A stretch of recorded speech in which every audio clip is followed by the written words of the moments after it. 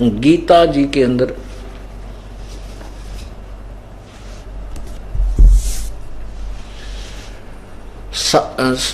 आठवें अध्याय में के 7वें श्लोक में गीता ज्ञानदाता कहता है कि अर्जुन तू युद्ध भी कर और मेरा भजन भी कर।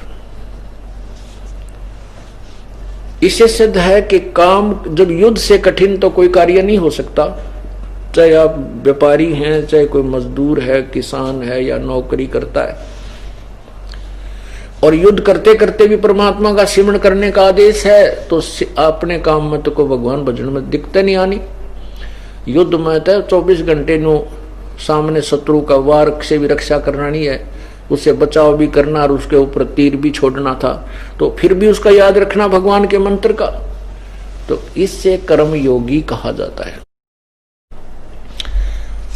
अब देखिएगा गीता अध्याय नंबर 8 के श्लोक नंबर 7 में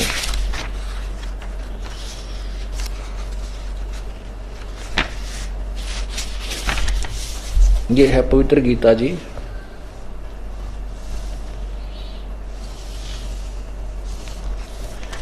अध्याय नंबर 8 और श्लोक नंबर 7 है। इसलिए हे अर्जुन तू सब समय में मेरा स्मरण कर और युद्ध भी कर। इस प्रकार मुझ में अर्पण किए हुए मन बुद्धि युक्त होकर तू निसंदेह मुझको ही प्राप्त होगा। अब 18वें अध्याय के 40 से लेकर के और 53 तक स्पष्ट किया है। ये देखिएगा अध्याय नंबर 18, इसमें क्या बताया है देखिएगा 40 में कि पृथ्वी में या आकाश में अथवा देवताओं में तथा इससे सिवा और कहीं भी वह कोई भी ऐसा कोई भी नहीं है, सत्व नहीं है जो प्रकृति से उत्पन्न इन तीनों गुणों से रहित हो। आगे देखिए, हे परंतम ब्राह्मण क्षत्रिय और वैश्य तथा शूद्रों के कर्म स्वभाव से उत्पन्न गुणों के द्वारा विभक्त किए गए हैं। ये 41 आपने पढ़ा। अब 42 देखना, अंतःकरण का निग्रह करना, इंद्रियों का दमन करना, धर्म पालन के लिए कष्ट सहना। ये तप क्या है, ये यहां तप का आगे विश्लेषण दिया जाएगा। जैसे तप के विषय में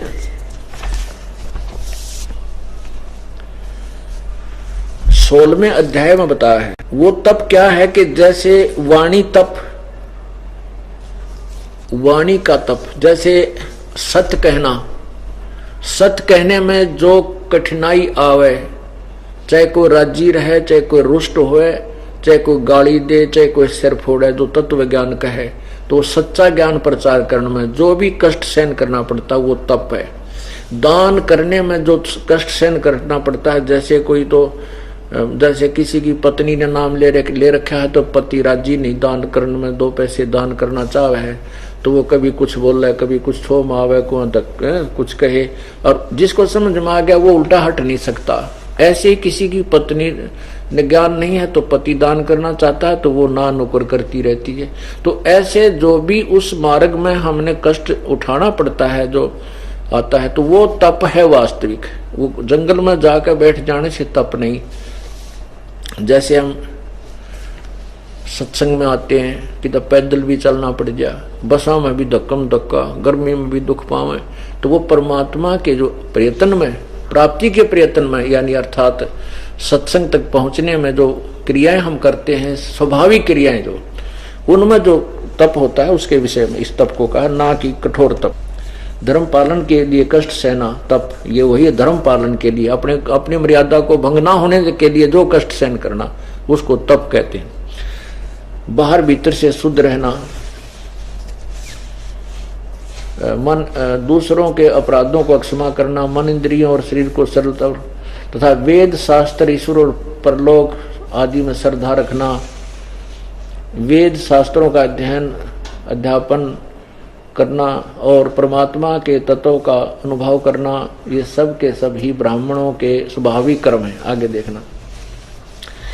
अब 43 में आके सूरवीरता और तेज धैर्य, चतुरता और युद्ध में भी ना भागना, दान देना और स्वाभाविक, ये स्वाभाविक सबके अक्षत्रियों के स्वाभाविक कर्म है। आगे देखना। 44 में लिखा कि गौ खेती गौ पालन और क्रिया विक्रय रूप सत्व्यवहार, ये वैश्य के स्वाभाविक कर्म है तथा सब वर्णों की सेवन करना शूद्र का भी स्वाभाविक कर्म है। आगे देखो। अब इसमें जो स्पष्ट करना चाहता है ये दास 45 में लिखा है कि अपने अपने स्वाभाविक कर्मों में तत्परता से लगा हुआ मनुष्य भगवत प्राप्ति रूप परम सिद्धि को प्राप्त होता है। अपने स्वाभाविक कर्मों में लगा हुआ मनुष्य जिस प्रकार से कर्म करके परम सिद्धि को प्राप्त होता है, उस विधि को सुन। अब इसमें क्या स्पष्ट किया है कि जो भी जिसका जो कर्म है, जैसे भाई ब्राह्मण का, क्षत्रिय का, वैश्य का, शूद्र का, अपने अपने कर्म को करते हुए वो परमात्मा प्राप्ति कर सकता है। उसके लिए परमात्मा कहते अपने सवसम वेद में, नाम उठत नाम बैठत नाम सोवत जागवे, नाम खाते नाम पीते नाम से ती लागवे। वो नाम जो सच्चा नाम है, सतनाम है, उसका जाप करने में काम करते करते। अब 46 में बताया है कि ये जो बता रहे हैं, जैसे हठ योग वगैरह इस काल ने आकाशवाणी की, ब्रह्मा जी को, विष्णु जी को भी की, शिव जी को भी की, जो इनको हठ योग में लगाया तो भ्रमित किया। वो तो काल प्राप्ति का साधन है, ब्रह्म तक के लोक में रहने की क्रियाएं हैं। और अब जो बताई जा रही हैं, कहते उस परमात्मा जिससे सारे ब्रह्मांडों की उत्पत्ति हुई है, जो सबका पालन करता है, जो पूर्ण ब्रह्म है, उसकी प्राप्ति के लिए ये बताया जा रहा है कि उसको पाने के लिए ऐसे स्वाभाविक काम करते करते आप पूर्ण मोक्ष प्राप्त कर सकते हो। अब देखना 46 में, 18वें अध्याय का 46वां 46 में कहा है, जिस प्रकार जिस परमेश्वर से संपूर्ण प्राणियों की उत्पत्ति हुई है और जिससे ये समस्त जगत व्यापक है, उस परमेश्वर की अपने स्वाभाविक कर्मों द्वारा पूजा करके मनुष्य परम सिद्धि को प्राप्त हो जाता है। परम सिद्धि माने पूर्ण मोक्ष को। उस परमात्मा, जैसे गीता जी अध्याय नंबर 15 के श्लोक नंबर 4 में कहा है, 15 के 4 में कहा है कि जब तत्वदर्शी संत आपको मिल जाए, उसके बाद उस परमेश्वर के उस परम पद की खोज करनी चाहिए, जहां जाने के बाद ये साधक फिर लौट कर नहीं आते हैं। और जिस परमात्मा से संसार रूपी वृक्ष की यानी सारे ब्रह्मांडों की रचना जिसने की, वही प्रमाण यहां दिया जा रहा है। ये देखिए गीता अध्याय नंबर 15, अध्याय नंबर 15 और यहां देखो श्लोक नंबर 4 है ये। इसमें कहा कि उसके पश्चात उस परम पद रूप परमेश्वर को भली भांति खोजना चाहिए, जिसमें गए हुए पुरुष यानी साधक फिर लौटकर संसार में नहीं आते। और जिस परमेश्वर से इस पुरातन संसार वृक्ष की अर्थात पूरे आदि सृष्टि की जो रचना हुई है, संसार रूपी वृक्ष की प्रवृत्ति विस्तार को प्राप्त हुई, अर्थात जिसने सारे ब्रह्मांडों की रचना की है, उसी आदि पुरुष नारायण की मैं शरण हूं। इस प्रकार दृढ़ निश्चय करके उसी परमेश्वर का मन और निधि ध्यान करना चाहिए। अब यहाँ इसी में 18वें अध्याय के 46वें श्लोक में यही स्पष्ट किया है कि उस परमेश्वर को जिसने सब ब्रह्मांडों की रचना की, जिसके अंतर्गत सब संपूर्ण प्राणी आते हैं, जिस परमेश्वर के, ये 40वां श्लोक है 18वें अध्याय का, जिस परमेश्वर से संपूर्ण प्राणियों की उत्पत्ति हुई है और जिससे यह समस्त जगत व्याप्त है, और उस परमेश्वर की अपने स्वाभाविक कर्मों द्वारा पूजा करके मनुष्य परम सिद्धि को प्राप्त हो जाता है। स्वाभाविक कर्म यानी जिसके जो भी काम है, चाहे कोई नौकरी करता है, कोई मजदूरी करता है, और वर्तमान में जैसे भी हम व्यवसाय बदल गए, तो भाव ये कहने का कि हमारा जो भी कर्म है उस कर्म को करते हुए हम परम पिता उस परमात्मा को पा सकते हैं। पर कैसे पा सकते हैं, उसके लिए तत्वदर्शी संत की खोज कीजिए, जो चौथे अध्याय के 34वें श्लोक में प्रमाण दिया है। और 17वें अध्याय के 23वें श्लोक में गीता जी में कहा कि उस परमात्मा के पाने के लिए ओम तत्सत, ये 3 मंत्र का जाप है। ओम ये ब्रह्म का है, तत् ये परब्रह्म का है, ये सांकेतिक है, और मंत्र है। सत्य ये भी और मंत्र है, जो सार नाम बनेगा, जिससे जो सार नाम कहलाता है, सार शब्द अलग है।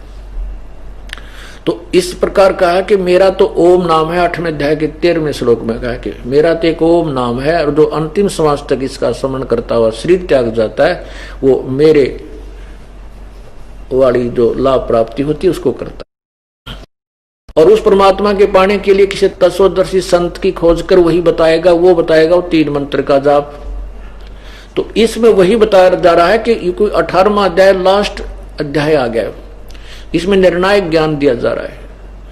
अपने विषय में बता रहा है, पूर्ण परमात्मा के विषय में भी बिल्कुल तरतीब वाइज बताया जा रहा है। तो उस परमात्मा के पाने के लिए तो ये स्वाभाविक कर्म करते हुआ ही मनुष्य उस परम सिद्धि को प्राप्त होता है।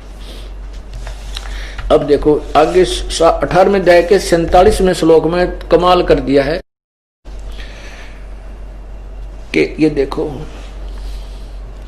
अच्छी प्रकार, 18वें अध्याय का 47वां श्लोक, अच्छी प्रकार आचरण की, ये पहले संस्कार देखो, इसमें लिखा है कि श्रेयान स्वधर्म विगुण पर धर्मात् सब अनुतिष्ठात, अनुष्ठात यानी सब अनुष्ठात माने होता है जो, जैसे हम तो साधारण सी भक्ति करते हैं, अपना काम पर जा रहे हैं, जब मंत्र करते जा रहे हैं, अपना धंधा भी कर रहे हैं और भगवान भी भज रहे, तो उसको कोई, उससे कोई प्रभावित नहीं होता।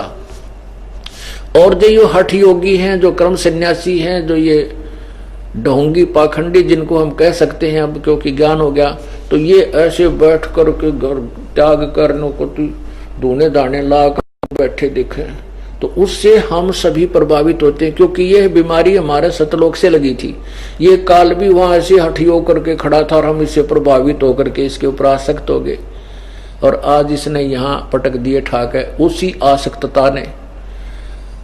और अब भी कहते हैं जो साधना हठ योग करके और बड़ा प्रभावित नजर आवे है, दूसरे भी उसकी प्रशंसा कर रहे हैं, बड़ा भी साधु है, कहते हैं उसके वो विगुण है, विगुण माने गुण रहित, व्यर्थ, उसकी वो बेशक्ति आपने सब अनुष्ठातित माने बहुत अच्छी वो लगती है, सुनियोजित सी दिखा है, बड़ी प्रभावित, आप उससे प्रभावित होते हैं। आपने वह कितनी बढ़िया अच्छी लगती हो, दूसरे की विगुण गुण रहित जो भक्ति है, और वह कितनी अच्छी लगती हो, उसको देख करके अपनी उस यथार्थ साधना को, वो श्रेयान यानी जो लाभदायक है शास्त्र अनुकूल साधना को मत छोड़कर जंगल में ना जा बैठिए, कदे कर्म फोड़ ले। इसका सीधा सारथी हुआ, इन्होंने इसका उल्टा अर्थ कर रखा है। ये देखो 47 में इन्होंने क्या अर्थ किया नालायकों ने, देख, श्रेयान स्वधर्म है, अपनी धार्मिक क्रियाएं श्रेयान यानी कल्याणकारक हैं, सीधा अर्थ बनता है। विगुण है पर धर्मात्, जो दूसरे के धर्म, जो विगुण है, जो दूसरे का गुण रहित, दूसरे के धर्म से, धार्मिक क्रियाओं से, वो चाहे सब अनुष्ठान मान कितनी ही अच्छी, बहुत विस्तार से लिखी हुई, अच्छी तरह आचरण में ला रखी है उसने प्रभावित ढंग से। तो यहाँ क्या लिखा है, इनके देखना, अच्छी प्रकार आचरण किए हुए दूसरे के धर्म से गुण रहित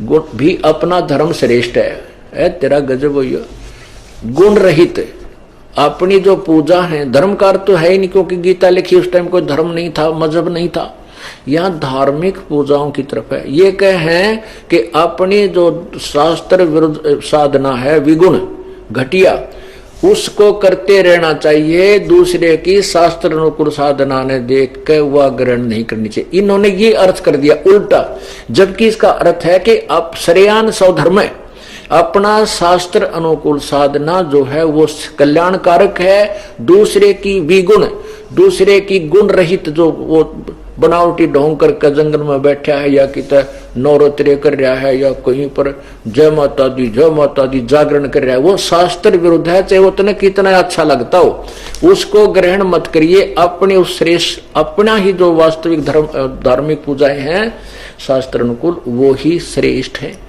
इन्होंने इसको उल्टा कर दिया क्योंकि दुनिया को भ्रमित कर दिया, ज्ञान अज्ञान बना दिया। अनुवाद करता हूं, अगर ऐसा ही था कि अपनी चाहे तो किसी साधना करे है बेकार से न करते रहना, फिर गीता लिखने की आवश्यकता क्या थी?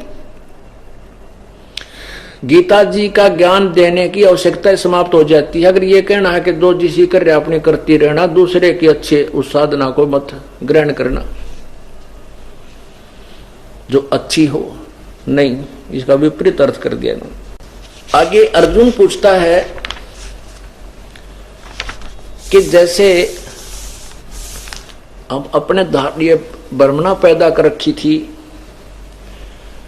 कि भी जैसे हम काम करते हैं, जैसे कोई किसान है खेती करता है, हल के द्वारा या ट्रैक्टर के द्वारा खेती को जो है जमीन तो संवारता है, तो उसमें ना जाने कितने जीव जंतु मर जाते हैं। अग्नि, हम जब खाना बनाते हैं अग्नि जलाते हैं, उसमें भी जीव जंतु मरते हैं। हम वर्तमान में पहले तो गाय का गोबर मिलाकर के और मिट्टी मिलाकर के अपना लिपाई करते थे, स्वच्छ करते थे, उसमें भी जीव हिंसा होती थी। स्नान करते हैं तालाब में या जिसमें कीट है उस पानी से, तो उसमें भी जीव हिंसा होती है। और हम अपना पोछा मारते हैं घरों में, या जैसे भी अब वर्तमान में चिप्स के फर्श हो गए, इन पर पोछा लगाते हैं किसी प्रकार जीव रहित करने, उनको सफाई करने के लिए, तो उसमें भी जीव हिंसा होती है। तो इसलिए कहते हैं भाई फिर तो जंगल में जाकर बैठ जाना चाहिए एक स्थान पर, और बस पत्ते पुत्ते खाकर अपना गुजारा कर ले, इस तो मोक्ष होगा। ये ज्ञान, इस आधार से वो कहते थे कि जंगल में अपना बैठकर पाप रहित न्यो होंगे। परमात्मा कहते हैं यदि कमीज ने निकाल कर संदूक में धर दिया, ट्रंक में, अटैची में, कहते यहाँ रखेंगे ये मैला ना होगा। अरे कोई बात हुई, समझदारी है। पहनो, उसको पहनने के लिए बनाया है, और उसके साबुन और पानी का प्रयोग करके उसको रोज निर्मल कर लो। तो यहाँ क्या बताना चाहते हैं कि गीता जी में लिखा है कि कोई भी जो काम है, जो स्वाभाविक कर्म है, उनमें भी पाप होते हैं, लेकिन वो कर्म त्यागने योग्य नहीं है। गीता जी में इतना ही लिखा है कि वो त्यागने योग्य नहीं है। उन स्वाभाविक कर्मों को करते रहना चाहिए। जैसे अग्नि में धुआं भी होता है, ऐसे ही सभी कर्मों में कुछ अग्नि से काम भी बहुत होता है। तो जैसे अग्नि में धुआं भी है लेकिन अग्नि से काम भी बहुत लिया जाता है, ऐसे ही स्वाभाविक कर्मों में भी पाप भी होते हैं, लेकिन उसे लाभ भी होता है, उससे पुण्य भी बहुत होता है। वो नहीं त्यागने चाहिए, उनको करते हुए अपना भजन करना चाहिए। तो भाव ये है कहने का। अब ये तो इसने, क्योंकि गीता ज्ञान दाता ने तो यहीं तक बताया है कि जैसे कर्म करेगा वैसा ही फल तुझे मिलेगा। जो मैं साधना बता रहा हूं, गीता ज्ञान दाता कह रहा। और उस परमात्मा की शरण में जाने के लिए जो पाप अक्षमा करने वाला है, पाप नाशक है, वो तत्वदर्शी संत बताएगा। वो फिर साधना, उस साधना से तेरे पाप भी नष्ट हो जाएंगे। अब अपने बताता है कि जो वो त्यागे नहीं जा सकते, ये जो भी कर्म तुम कर रहे हो ये करने योग्य हैं, ये त्यागने योग्य नहीं है। और इनको करते करते वो सत साधना करते हुए उस पूर्ण परमात्मा को तुम प्राप्त कर सकते, क्योंकि उस मंत्र में एक और शक्ति है कि जानबूझ के पाप करे नहीं, अनजाने में रोज जो पाप, स्वाभाविक कर्मों में जो रोज पाप होते हैं, वो उस नाम के जाप से और सिमरण करने से और ये धर्म यज्ञ करने से वो खत्म, प्रतिदिन नष्ट हो जाते हैं। इसलिए तीनों समय की जो आपको क्रियाएं बताई हैं, सिमरण बताया है, ये करना ही रहना चाहिए, करते रहना चाहिए, क्योंकि आपके स्वाभाविक कर्म के जो प्रतिदिन के पाप हैं वो नष्ट होते रहेंगे। अब देखना अध्याय नंबर 18 का ये मंत्र 48 इसमें स्पष्ट किया है, हे कुंती पुत्र, दोष युक्त होने पर भी सहज कर्मों को नहीं त्यागना चाहिए। स्वाभाविक कर्म जो हम कर रहे हैं कर्म अनुसार, जैसे क्षत्रिय ब्राह्मण शूद्र वैश्य, अर्थात अब जैसे भी जिसके कर्म हैं, कोई सर्विस करता है या कोई किसी प्रकार का भी काम करता है, तो वो स्वाभाविक सहज कर्म है, ये त्यागने नहीं चाहिए। गीता जी निर्देश दे रही। यह है 48। एक कुंती पुत्र दोष युक्त, यानी ये दोष होते हुए भी इनमें भी जीव हिंसा अपराध होता है तो भी ये त्यागने नहीं चाहिए। हे कुंती पुत्र, दोष युक्त होने पर भी सहज कर्मों को नहीं त्यागना चाहिए, क्योंकि धुएं से अग्नि की भांति सभी कर्मों में किसी न किसी दोष से युक्त हैं। सभी कर्म किसी न किसी दोष से युक्त हैं। आगे लिखा है कि 49 में कहा है कि सर्वत्र आसक्ति रहित, बुद्धि वाला, सप्रा रहित और जीते हुए अंतःकरण वाला, यानी जीवित मर्तक, सांख्य योग, सांख्य यानी तत्व ज्ञान से उस परम निष्कर्म में सिद्धि को प्राप्त होता है। निष्कर्म में सिद्धि कौन सी होती है, भी डिफाइन करते हैं।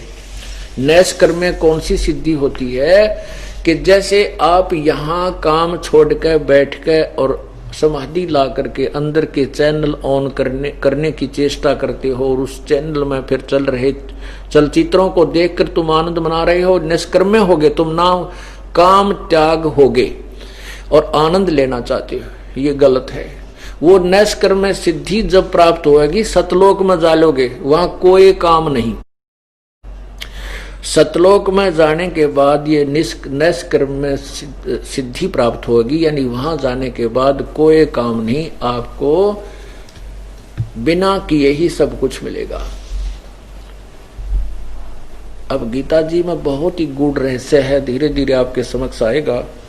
तो इसका ये सिद्ध हुआ कि वो उस परमात्मा को प्राप्त ऐसे किया जाएगा। आगे 50 में देखो, ये 18वें अध्याय का श्लोक 50 है। इसमें है कि जो ज्ञानियों की प्रानिष्ठा है, ज्ञानी यानी तत्व ज्ञानी से जो ज्ञान प्राप्त होने के बाद प्रानिष्ठा है, उस नैष्कर्मीय सिद्धि को जिस प्रकार से प्राप्त होकर मनुष्य ब्रह्म को यानी परमात्मा को प्राप्त होता है, उस प्रकार को हे कुंती पुत्र संक्षेप में ही मुझसे समझ। अब कमाल कर रखा है, देखना 18वें अध्याय का ये 51, 52, 53 ये 3 श्लोक इकट्ठे ही लिखे हैं। इसमें बताया है कि विशुद्ध बुद्धि से युक्त यानी तत्व ज्ञान से परिचित व्यक्ति,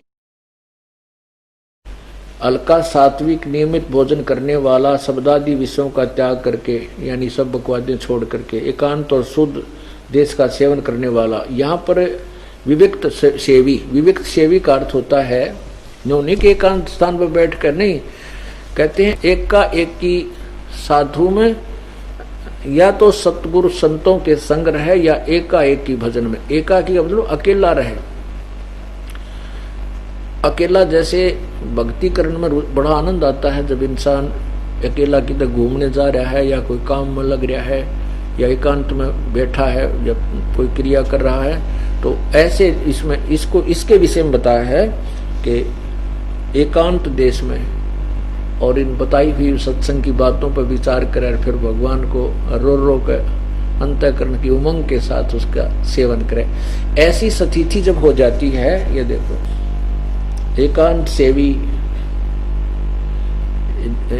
एकांत और शुद्ध देश का सेवन करने वाला, सात्विक धारण शक्ति द्वारा अंतःकरण और इंद्रियों का सेवन करने वाला, मन वाणी और शरीर को वश में करने वाला, यानी थोड़ा बोल थिर रहे, कहे अगम की बात, अनंतपुर में आरती व करते हैं दिन रात।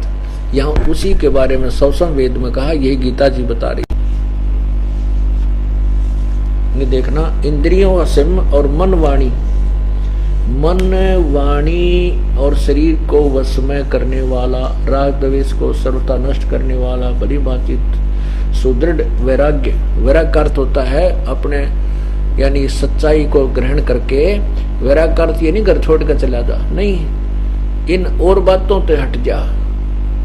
और बातें जो सारा दिन बकवास करें, ताश खेलना, उसकी इधर की उधर की बतलावा, उससे दूर हो जा, उससे हट जाना, उससे दूर पहुंच जाना, ये वैराग्य कहते हैं।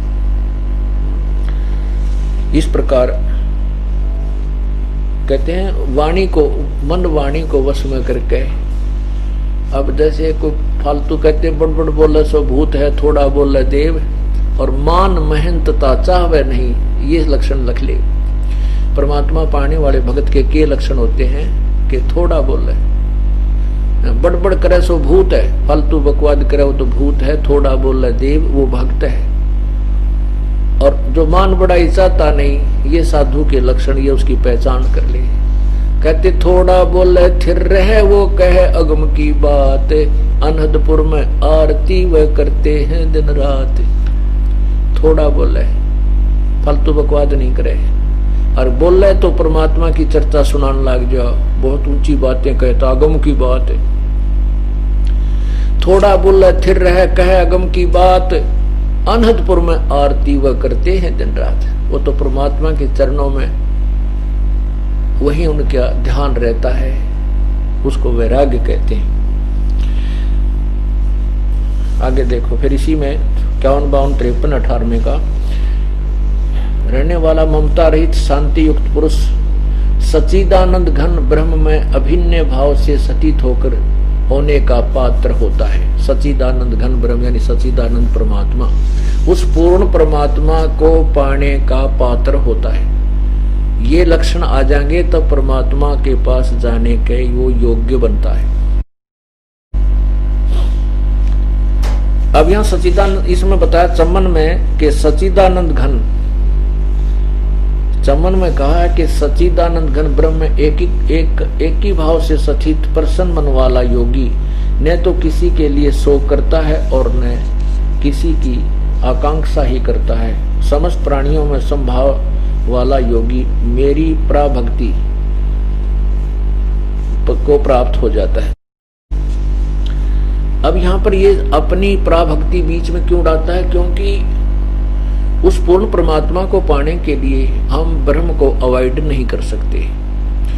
ओम जाप का, मंत्र का जाप हमें करना है और उसकी पराभक्ति यानी इसकी उस 3 मंत्र के साधन से इसकी भी पूर्ण भक्ति बन जाती है। इससे हम छुटकारा पा सकते हैं। इसके जो 18वें अध्याय के 66वें श्लोक में कहा है कि मेरी सभी पूजाओं को मुझ में त्याग कर तू एक सर्वशक्तिमान की शरण में जा, उसी की कृपा से ही तू परम शांति और शाश्वत स्थान को प्राप्त होगा।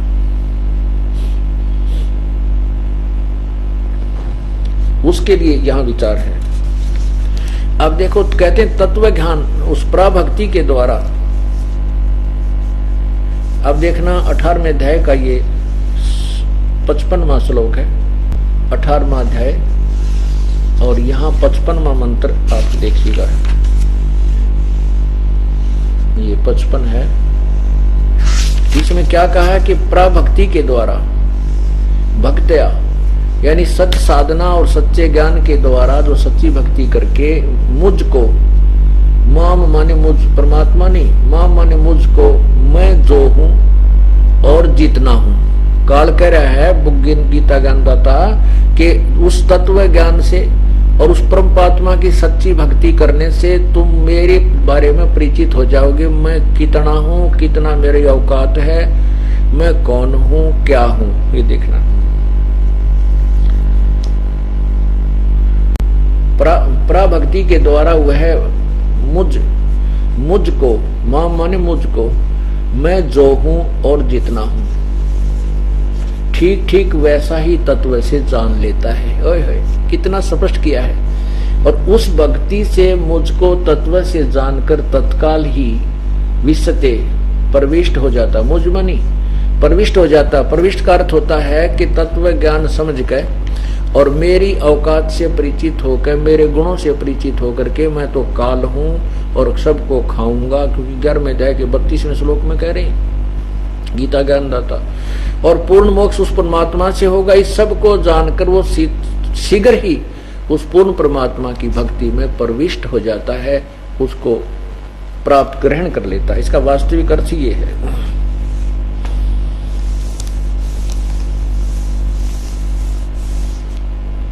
यहां देखो,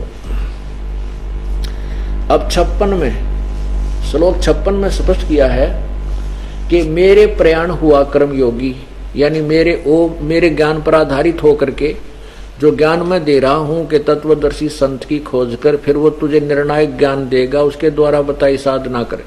और उस साधना में जो मेरे वाली साधना से भी लाभ मिलता है, उसके विषय में दिया है। देखना, मेरे प्रयाण होकर, मेरे प्रायण हुआ कर्मयोगी संपूर्ण कर्मों को सदा करता हुआ भी मेरी कृपा से सनातन अविनाशी परम पद को प्राप्त हो जाता है। अब 18वें अध्याय के 61वें श्लोक में कहा है कि हे अर्जुन, 18वें अध्याय के 61वें श्लोक में कि हे अर्जुन, शरीर रूप में यंत्र में आरूढ़ हुए संपूर्ण प्राणियों को अंतर्यामी परमेश्वर अपनी माया से उनके कर्मों के अनुसार भ्रमण कराता हुआ सब प्राणियों के हृदय में स्थित है। 62 में फिर कहा कि हे भारत, सब प्रकार से तू उस परमेश्वर की शरण में जा, उसकी कृपा से, उस परमात्मा की कृपा से ही तू परम शांति और सनातन परम धाम को प्राप्त होगा। अब यहाँ कहा ना कि मेरे में जो भक्ति मेरे वाली भक्ति में उस सनातन परम धाम को प्राप्त कराने में मैं सहयोगी हूं। 13वें अध्याय के 27वें श्लोक में कहा है, 14वें अध्याय के 27वें श्लोक में कहा है कि उस पूर्ण परमात्मा के पाने में मैं प्रतिष्ठा मैं ही हूं। क्योंकि जैसे हमने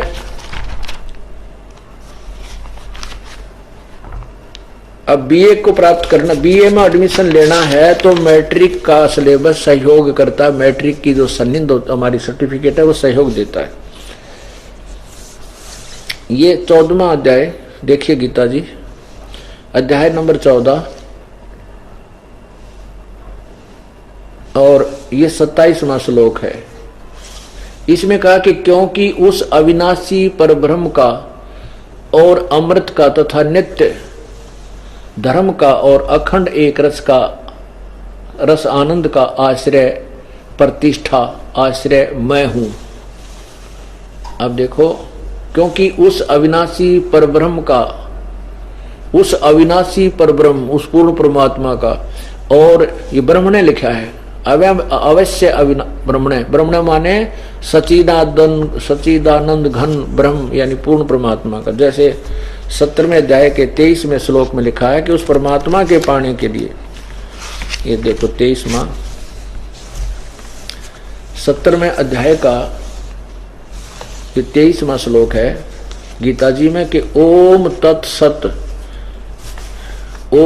तत्सत इति निर्देश है ब्रह्मणे त्रिविध समर्थ है ब्राह्मणा तेन वेदा च यगा च विहिता पुरा। ओम तत्सत, ऐसा वह 3 प्रकार का, ब्रह्मणे माने सच्चिदानंद घन ब्रह्म का नाम कहा है। तो यहां हम ये क्या लिखा है कि ब्रह्मणे, ये 14वें का 27 में कहा है कि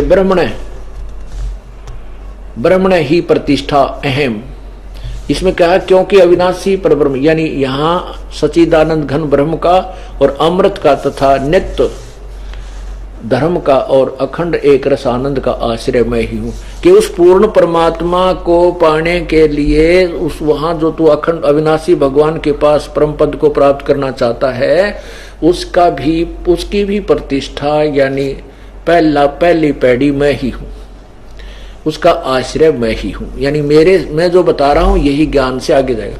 तो आगे कहा है 64 में, 62 आपने सुना, 63 में कहा कि ये गीता जी का जो अनमोल ज्ञान है गुप्त रहस्य तुझे बता दिया, अब तेरी इच्छा है वैसा कर। 18वें अध्याय के 64 में कहा कि एक और गुप्त बताता हूं, वही पूर्ण परमात्मा जो सच्चिदानंद घन परमात्मा है वो मेरा भी पूज्य देव है। वो मेरा इष्ट है, क्योंकि 15वें अध्याय के 4थे श्लोक में भी स्पष्ट किया है कि मैं भी उसी की शरण हूं। अब 65 में कहा कि देख ले, तूने जो करना है, मेरी शरण में रहना है तो मेरा भजन कर, मुझ में मन वाला हो तो मुझे प्राप्त होगा। 15वें अध्याय के फिर 18वें अध्याय के 66वें श्लोक में निर्णायक ज्ञान दे दिया कि तू उस परमात्मा के पास जाना है तो सर्वधर्मान परित्यज माम एकम शरणम व्रज, मेरे लेवल की जो मेरी भक्ति ओम नाम के जाप की है मुझे दे दे, मेरे में छोड़ दे, ताकि मैं तुझे ऋण मुक्त कर सकूं या कर्मों के बंधन से जो मेरे तेरा ऊपर भार है वो खत्म कर सकूं। तो तुम एकम शरणम व्रज, उस एक सर्वशक्तिमान की शरण में जा। अहम तवा सर्व पापे भ मोक्षामि मासुच, फिर मैं तुझे सब पापों से मुक्त कर दूंगा, तू चिंता मत कर। और इन अनुवादकर्ताओं ने इसका उल्टा अर्थ कर दिया कि तू सब धर्मों के कर्मों को मुझ में त्याग कर मुझ एक की शरण में आ जा, फिर मैं तुझे पापों से मुक्त कर दूंगा। अरे यूं पापों तो मुक्त कराती हूँ तो कहने लग रहा तेरी मेरी मृत्यु होगी, मैं सब न खाऊंगा, जन्म मृत्यु मिटे नहीं, तू उस परमात्मा की शरण में जा। तो वो सारी ही थ्योरी बदल दी इन लोगों ने गीता जी के अनुवाद को गलत करके। गीता जी सही है। तो इन भ्रमणाओं को मिटाने के लिए परमात्मा कबीर परमात्मा जी आए थे। और जो ज्ञान आज को पवित्र गीता जी, पवित्र वेदों में, पवित्र पुराणों में, कुरान में और बाइबल में, पवित्र बाइबल में जो आपके समक्ष दिखाया जा रहा है, ये परमात्मा ने 600 वर्ष पूर्व आकर के अपने सवसम वेद में अपनी कबीर वाणी द्वारा काव्य ना कविताओं के माध्यम से, लोकोक्तियों के माध्यम से वर्णन कर रखा है। जो आज अपने सदग्रंथ जो सच्चे साहित्य हैं, ये भी ये साहित्य हमारी मदद कर रहा है, परमात्मा के उस ज्ञान को सेकंड कर रहा है, समर्थन कर रहा है। तो जब वो परमात्मा आते हैं हमें क्या बताते हैं? बोलो सतगुरुदेव की जय हो।